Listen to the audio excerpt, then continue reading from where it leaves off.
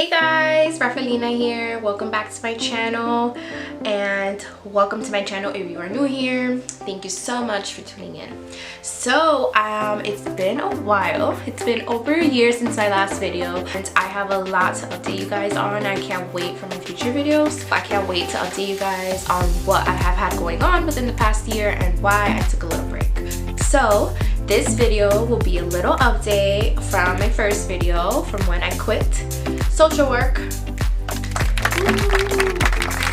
So just to explain everything in short story, I basically quit social work, which is what I have my degree in, and I'm currently in finance.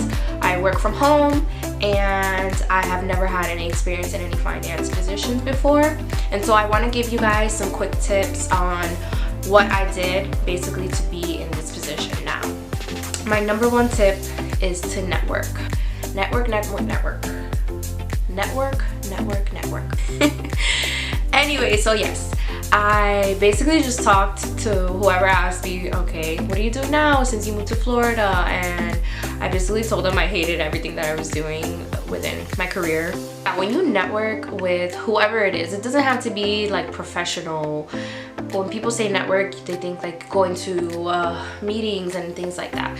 I feel like when you're in college, that's what you think of. But networking can just mean talking with your friends, seeing where they're at. Even if it's not in the same field, they might know somebody that knows somebody, and so that's very important, keeping those connections.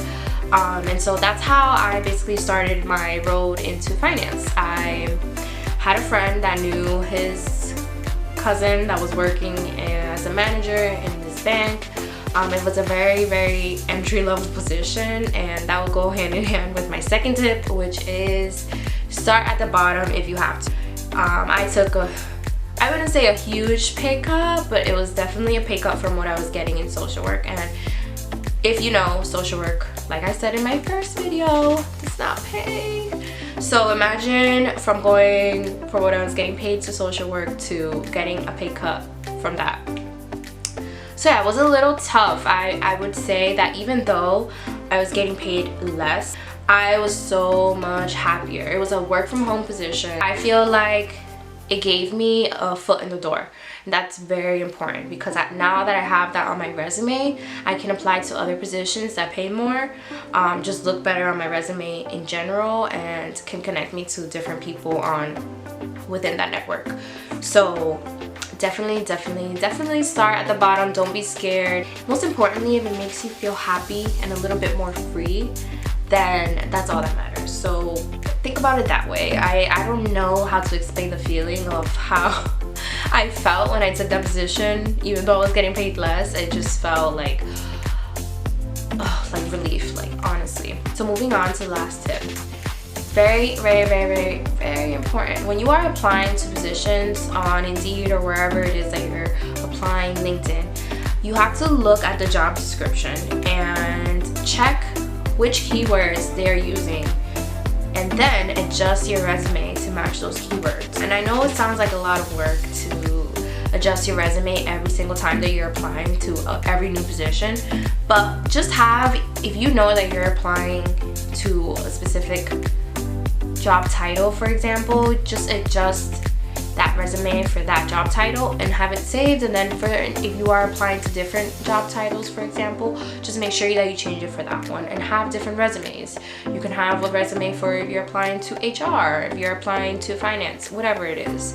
Just make sure that you adjust your resume, because it will just be overlooked. Even though you might not have the experience, right? You can just adjust your resume to make it look that way, and that can just lead you one step closer to getting an interview. That's what has worked for me. And just to give you guys my experience, it's not like I chose finance and was like, I love finance and I want to do this for the rest of my life. My ultimate goal was not to work 9 to 5. But at the time, you know, my bills had to get paid, and I had just quit my career.